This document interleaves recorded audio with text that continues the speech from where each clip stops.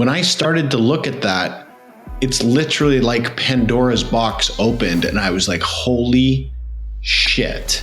So the big question is, what are the top agents doing to absolutely crush it in real estate, grow their teams, and add more transactions year over year while so many struggle? If you ever thought about this, you're not alone. No one has been able to get the answers until now.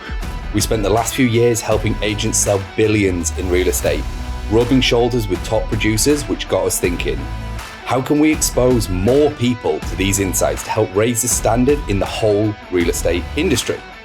We then realized that we could help bridge the gap by getting the secrets from the best of the best so that you can succeed. My name is Andrew Dunn. And my name is Peter Michael. Welcome to Elite Agent Secrets. Hey everyone, and welcome to Elite Agent Secrets. Today we have a returning guest, David Binns. Now, for those that haven't listened to his previous episode, go back and listen. This guy is a powerhouse. He was one of the 4 founding members of Berkshire Hathaway when they moved over to Canada. He was VP of Growth. But most importantly for today's podcast, what we are actually talking about is personal development and all that stuff.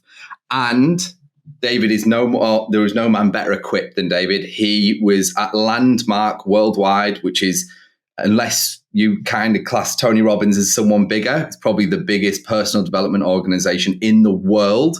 He was there for 7 years. He was a senior program lead for over 3 of those years. And I think we are going to seriously unpack some shit that realtors need help with. And I genuinely don't think there is someone better equipped in the real estate specific space. Like, David's not just a guy that kind of does personal development that applies to realtors. I mean, this man has been a realtor for decades.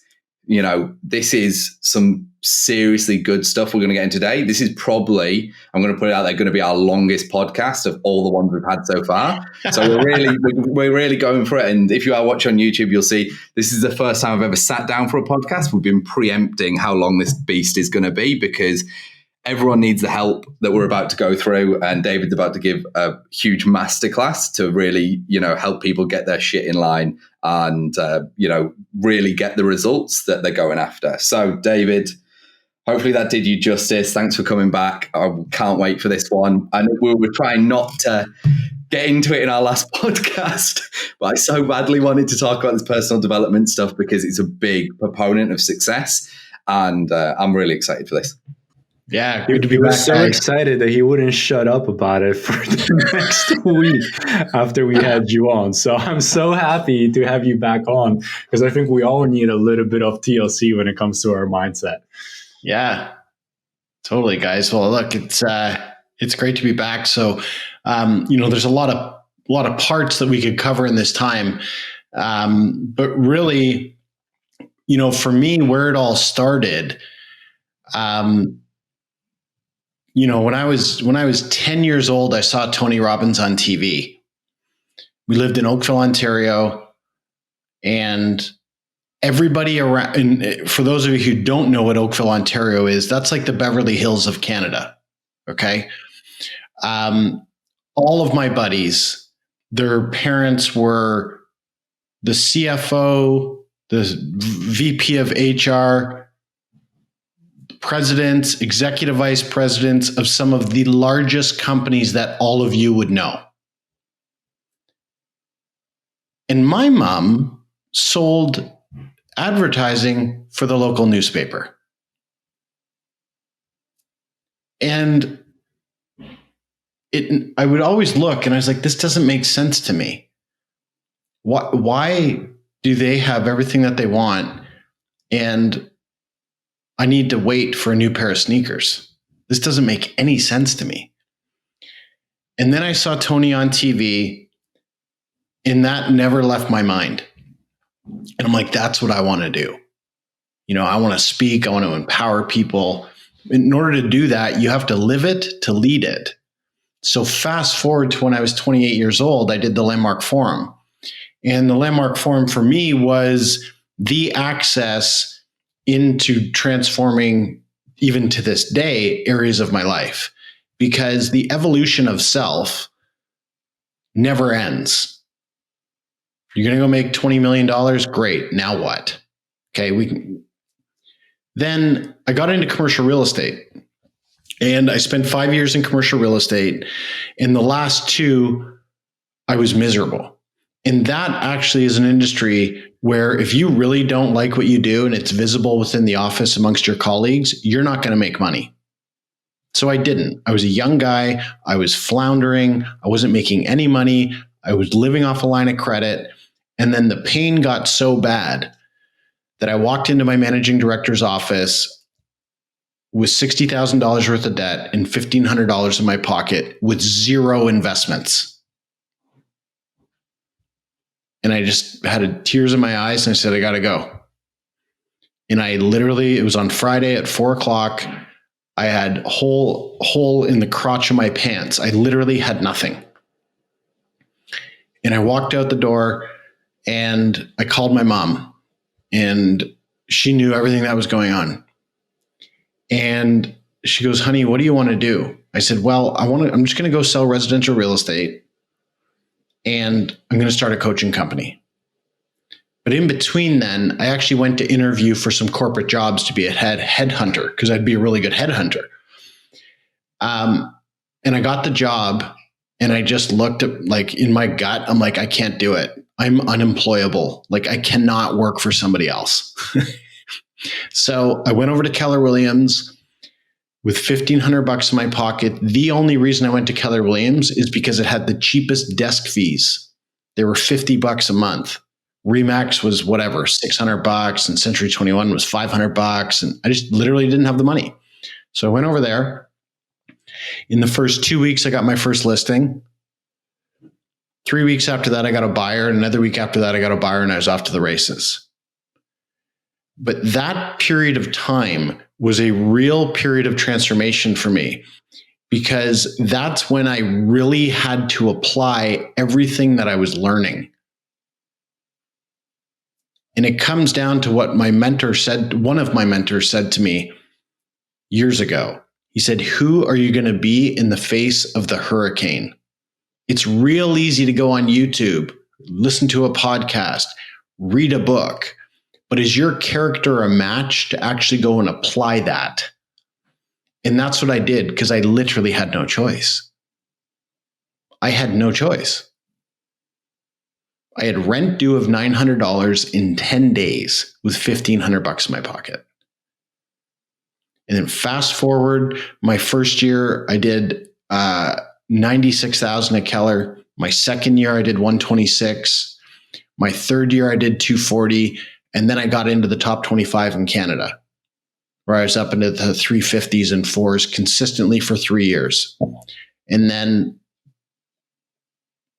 in 2016, after becoming top 25 in Canada, yeah, it sounds great. It sounds amazing. Yay, good for you. But I was 50 pounds overweight. Girlfriend at the time broke up with me. I was burnt out beyond measure because I was so trapped in the ego of being that big, grinding, successful realtor. And that was I was doing 30 to 35 deals a year by myself at that point. And then it all changed. And the breakup was the linchpin. I went in to lose 40 pounds. I cut my deal volume in half, but I raised my income. And that was the point that I knew I no longer wanted to be a real estate agent. I had so much more to give the world. There's so much more abundance out there with other people, with financially. And I'm now at a point where I no longer need to sell real estate. I just do it because people call me, and when they call me, they're really big deals. So why not? And I've got a young guy who takes care of most of it. So that's kind of a summary of my story. But the real piece of this, where it all started, was when I transitioned from commercial real estate to residential real estate, and I literally had nothing. And it was me against me. You're going to apply what you've learned or you're not. Choose. And I did, moment by moment. And that is a big piece of why I get to be where I am today. So I'm sure you guys have some questions about that.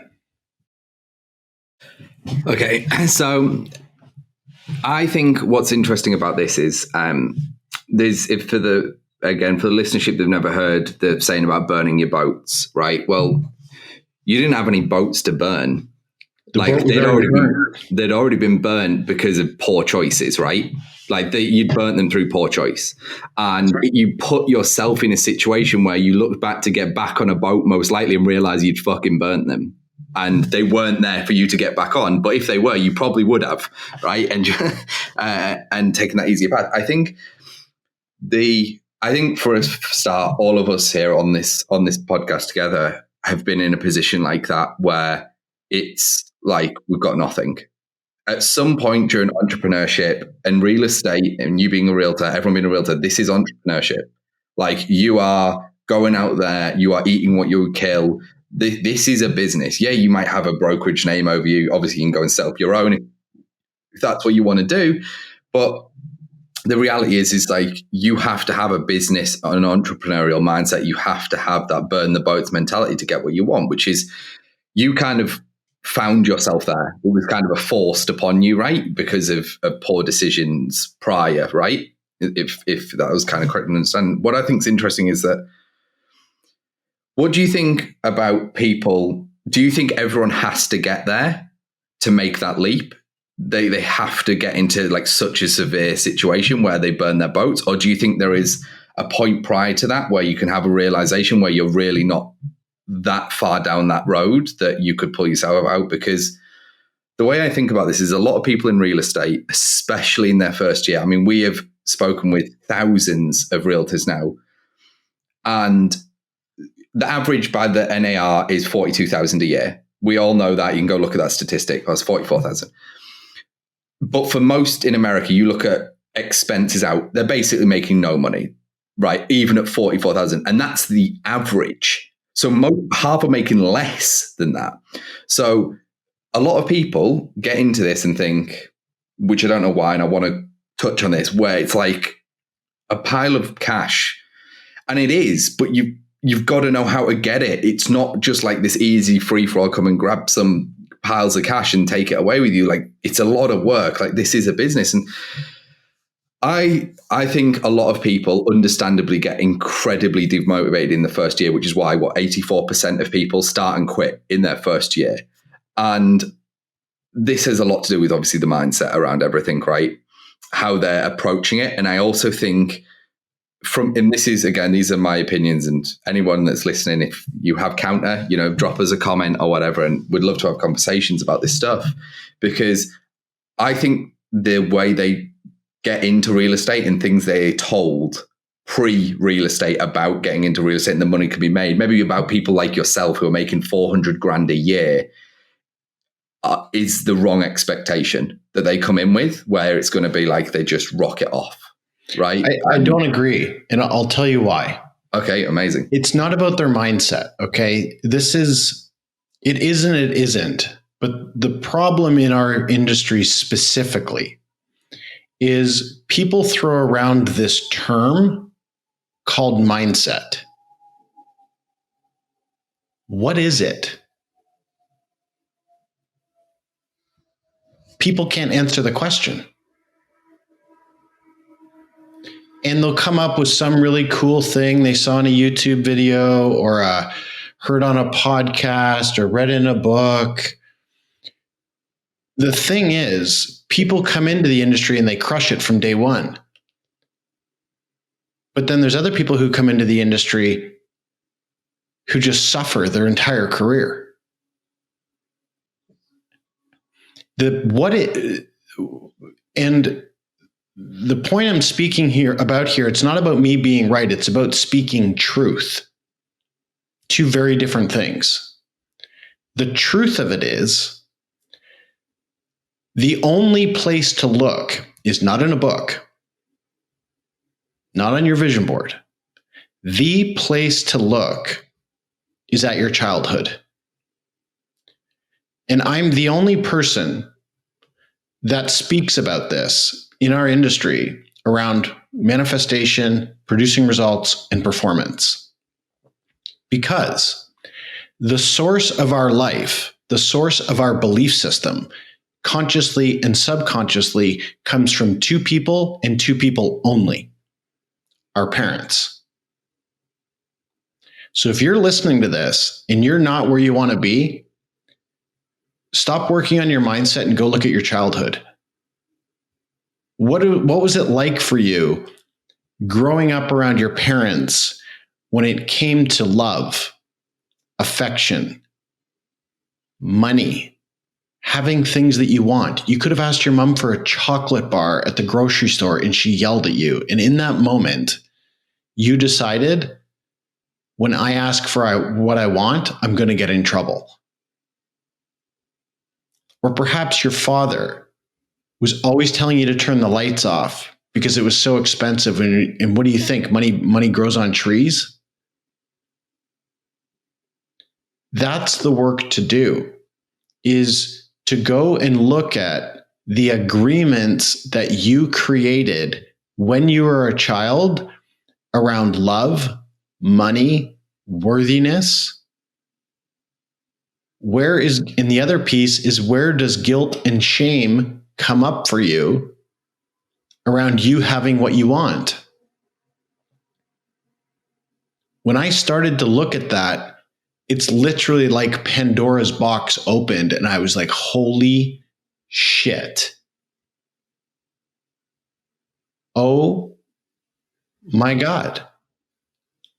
I've gotten to a great level, but I'm not where I really want to be, and I'm not where I know I'm capable of getting. And it's something I still work through, because I've made more money than anybody ever made in my family times 4. I make more money than anybody in my childhood circle of friends by 2.5 to 3. But I've been looking at this because what gets in the way is guilt and shame. We don't have time to fully unpack this. A really great resource is Brené Brown. She is the leading author and researcher on guilt and shame. But feeling guilty for you, maybe you want to fly privately. Maybe you want to make $1 million a year. Maybe you're carrying around guilt and shame about your sexual desires. Maybe you're carrying around guilt and shame because you have an extra 5, 10, 50, 20, 50 pounds on. It's not the sexy thing to talk about, but it's the thing to talk about. Our childhood, what it was like growing up around our parents. What was it like for you getting what you wanted as a child? What was it like growing up around your parents around money? What was that repeat conversation? In my house, it was money doesn't grow on trees. Who do you think I am? Meanwhile, all my buddies, parents, they didn't spend, but I knew those kids got whatever they wanted whenever they wanted it. Whether it was new hockey equipment, new lacrosse equipment, this field trip, that field trip. And for me, it was absolutely not that way. So that's something I've continually worked on. So as an exercise coming out of this, because we're going to give you a lot of value today if you're listening and watching, go and do this exercise. Go look. What was it like growing up around mom and dad, around love, money, sex? Maybe it was like completely forbidden that anybody mentions that word in the house, or you just never talked about it. Having what you want, abundance, dreaming. My mom was always like, David, you're such a dreamer. Just stop dreaming. You're such a dreamer. Get back to reality. Look at me now, Mom. Yeah. It's true, right? Like, I told her yesterday that I fired that client and it cost me $28,600. She almost dropped the phone. But It's the cost of doing business. And that's going to free me up energetically to go do something else, which I'm already doing. But that's the thing, guys. I can't, there's nothing else to talk about. You got to look at the belief system that you inherited from your parents and how that's manifested in your life and how you're responsible for it, not your parents. So I guess I'm interested in this from like a practical standpoint. Sure. So I'll give, I don't have a problem being kind of vulnerable, but, from my side, I guess the big one in my house, again, for those watching, like I'm in a hoodie right now. So like for us, it's always been around, for example, so stupid, but it's like heating, right? As in like having the heating on. I know that sounds like so pathetic when I've kind of got rid of these beliefs in my opinion, because I just fundamentally disagree with it. So like, but when we were growing up, it was just put more layers on. It's not we're turning the heater on, it's put more layers on. And it's always been put more layers on. And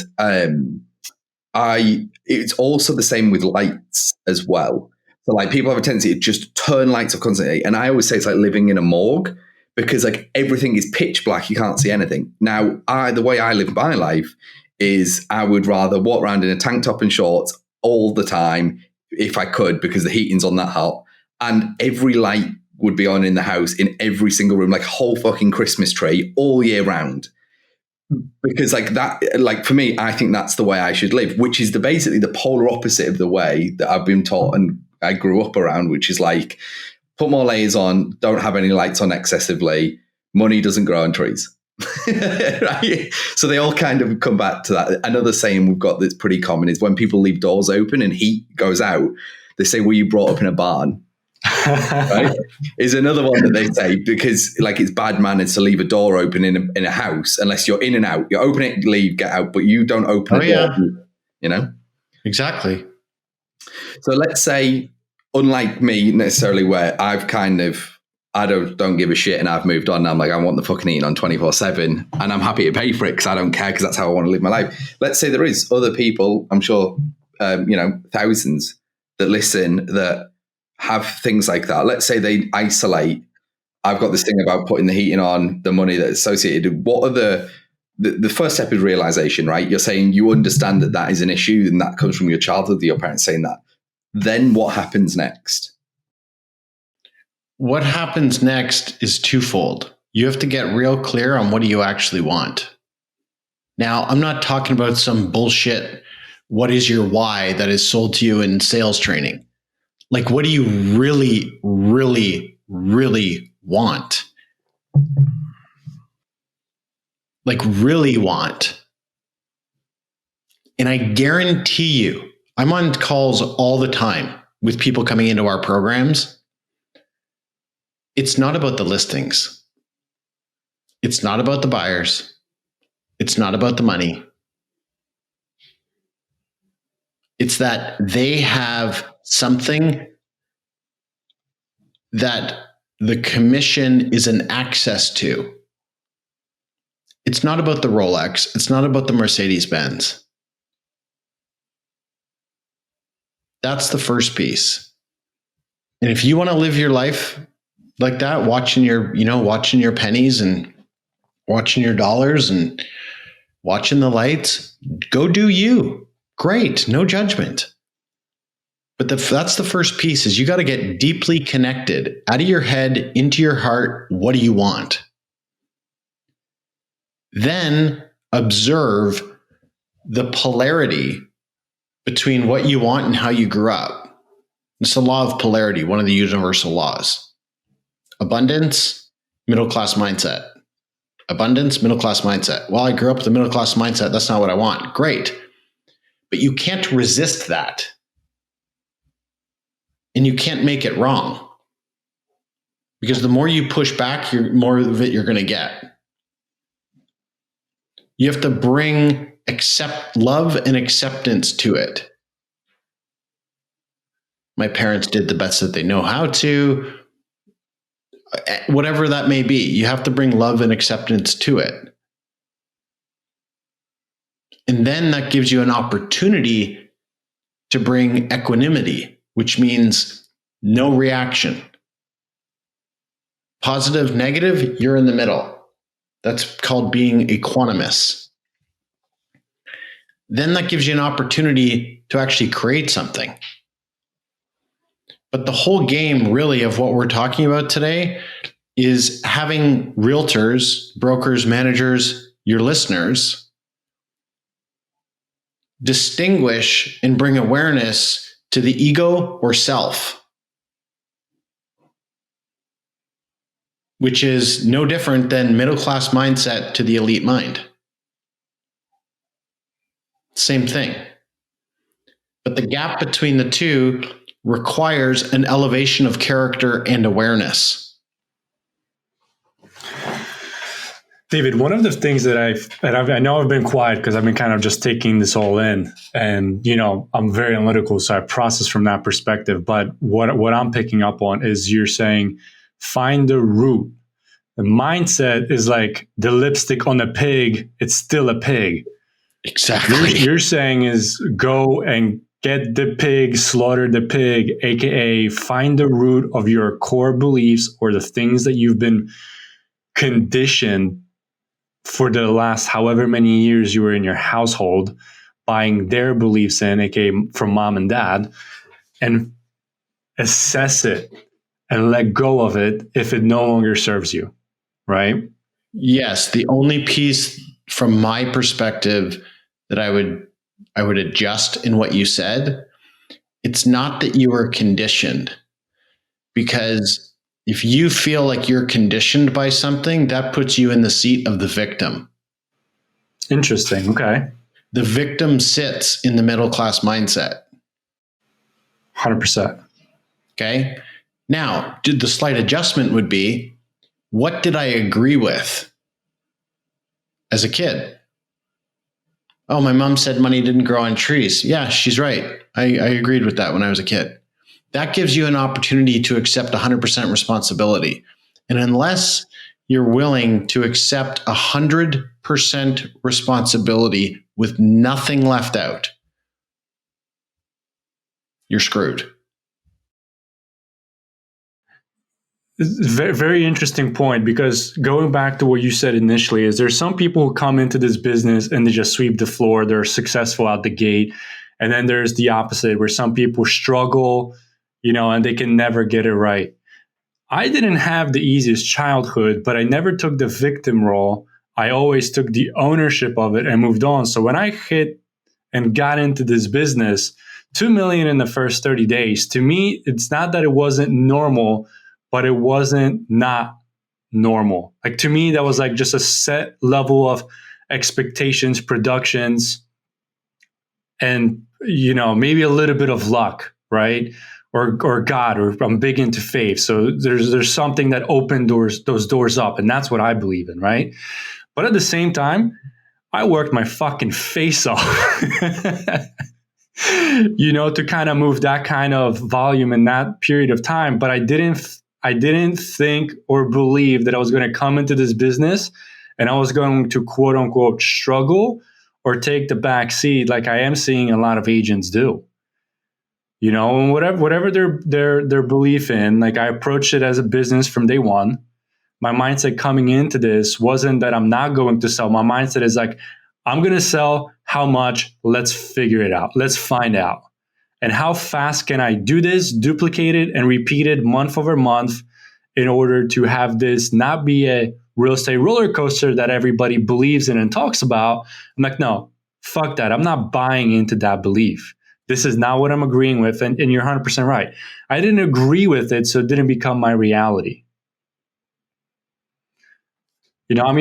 And I had a mentor and coach one time, and he said, the more fucked up your childhood is and the faster you can deal with all that shit, the better off you're going to be, and a lot quicker, because you can be a victim or you can be victorious. I completely agree with you. If you look at some of the most successful people in the world, most of them had childhood trauma in one way or another. 100%. So if you're listening to this and you went through some shit when you were a kid, you were blessed with a gift. 100%. And I'm 100% agreement with you from the perspective, like, back, my childhood, we went through a severe case of domestic violence. We didn't have a roof over our head. I was sharing this with Andrew. Like, I remember this was like a few weeks ago, or maybe a few months ago. I walked into Walmart, and for anybody who's listening, if you haven't been in this position, God bless you, but there was this program, WIG, and food stamps that you were allowed to get like the certain type of milk or juice or snacks that was quote unquote allocated. And I walked by the stands where like all of those products are kind of just like placed together. I looked at it and I almost had like a tear in my eye, knowing that that was my past, but I chose not to let it be my present situation from everything that I've worked through. And my wife goes like, what's going on? You're like borderline crying. You were looking at this juice. And I'm like, honey, like this is the stuff where we had no money, no roof over our head. We were in a shelter, and this was the only thing that we were able to pick up. And now it's like we have a beautiful daughter, we have a roof over our head, we have a car, we have amazing friends, great mentors, thriving business. It's like, holy shit. One decision can literally alter your reality by you not wanting to accept the quote unquote cards that you are dealt. 1,000,000%. And I think that's something worth addressing is people don't know what it means to actually make a decision. They leave themselves lurking in the ocean, floating around about life, not producing results inside of what they want. And they're just at the effect of everything, the effect of the market, or in your case in the US, it's Zillow or some big disruptor, some bullshit. And I was very vocal about this around Keller Williams here in Toronto. We have a company here, you guys, I don't know if they're still in the US, called Purple Bricks. They're in the UK. Yeah, they're in the UK. And you guys, I think they were in California for a little while, but they're not anymore. I believe they were. Then they came to Toronto, and everybody at Keller was just shaking in their boots, all worried, analyzing it, reading every fucking article they could to validate what they were looking for. They were scared. This big disruptor's coming to town. And I was like, I'm out of here. I literally left the sales meeting. I'm like, this is a joke. You can either be at the effect of it or not. And frankly, it's not going to disrupt the market. Oh, you don't know what you're talking about? Oh, really? Okay, cool. Look at the data. I was bang on. Okay. Because everyone was so freaked out about it. But why this is relevant is the moment you make a decision, the world will conspire to provide you what you want. But what does it look like to make a decision?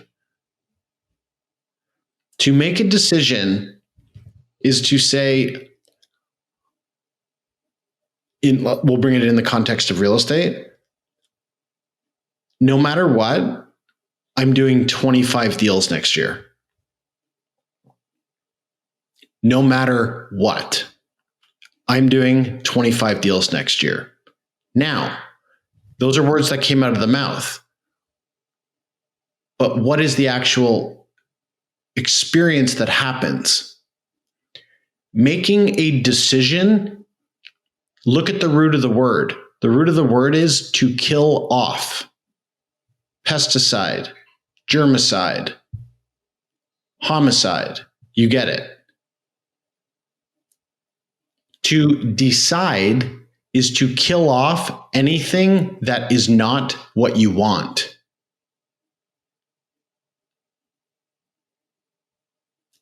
Anything and everything will be eliminated that is not consistent with what you want.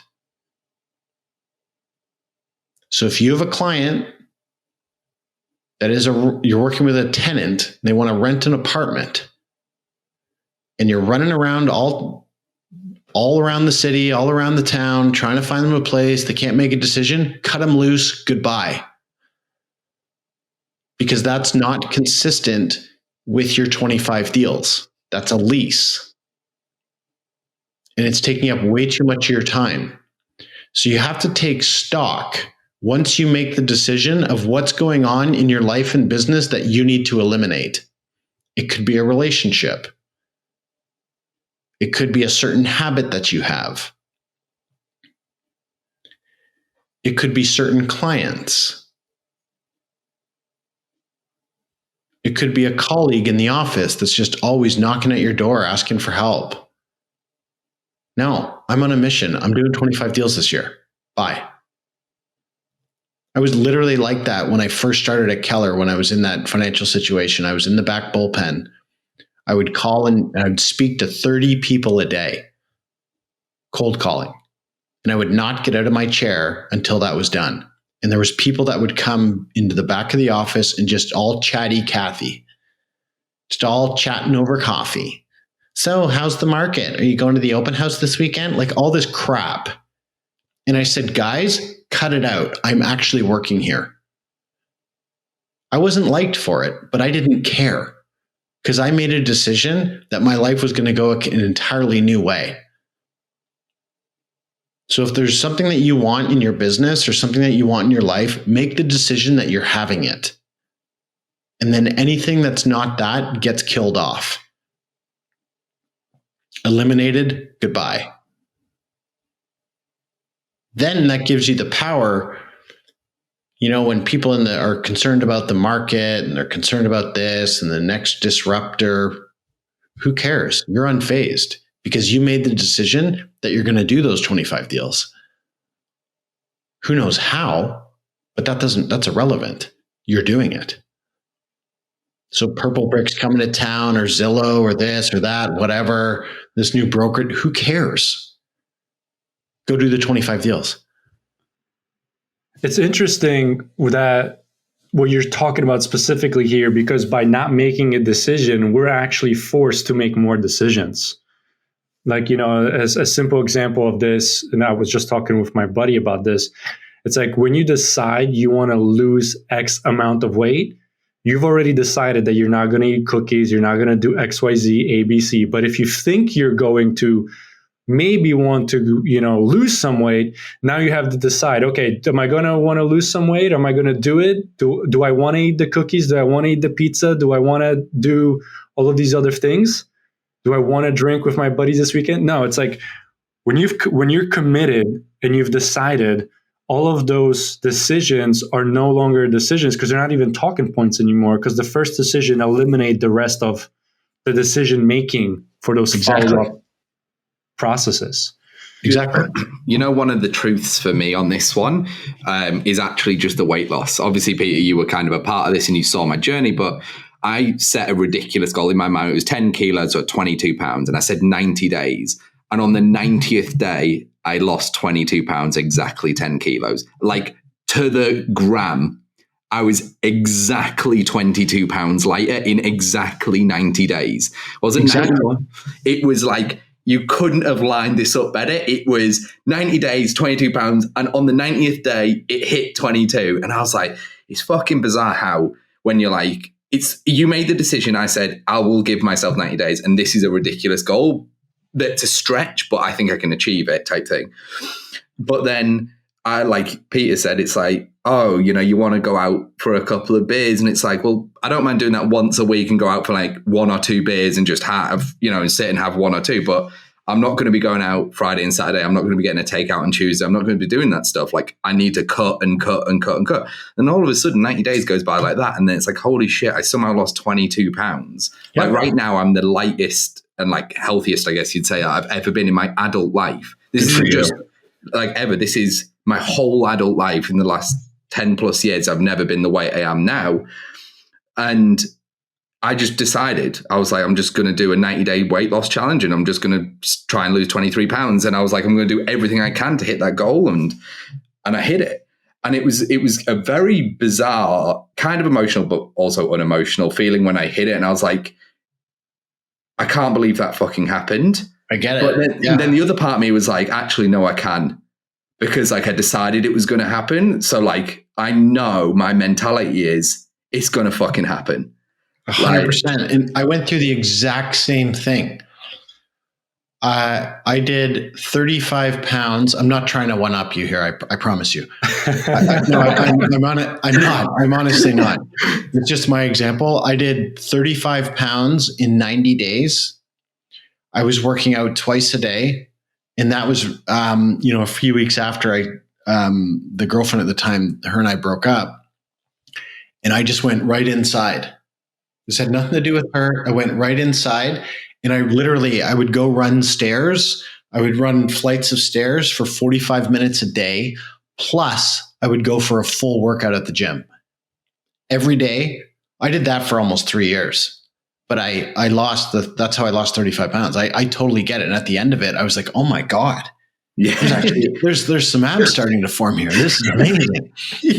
So, but I think it's important that, and we've talked about a lot of great things, but I think it's really important that we leave people with an access to start making the changes that they want to in their life.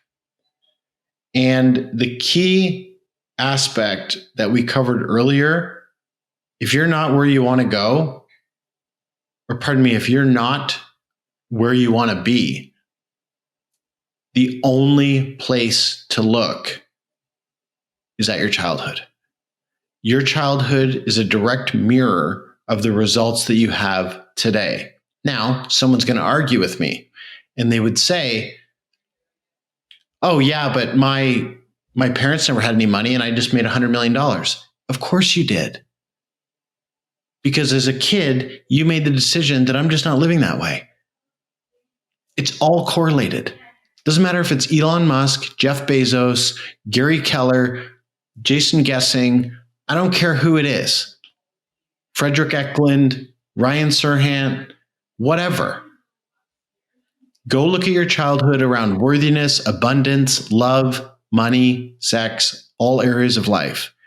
And write down, what was it like growing up in my house in these areas?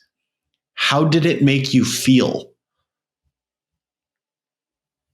Then observe it. Like, wow, okay, this isn't what I want. Get in tune with what you really want, and then bring love and acceptance to your childhood. Hey, thanks for listening to this episode. Now, before you go, we're giving access to a private training we did where we revealed the top 3 niches to get listings today completely for free.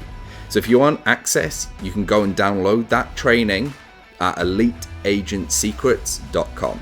We're regularly releasing new trainings, guides, and cheat sheets, so make sure to head over to eliteagentsecrets.com and sign up so you don't miss out.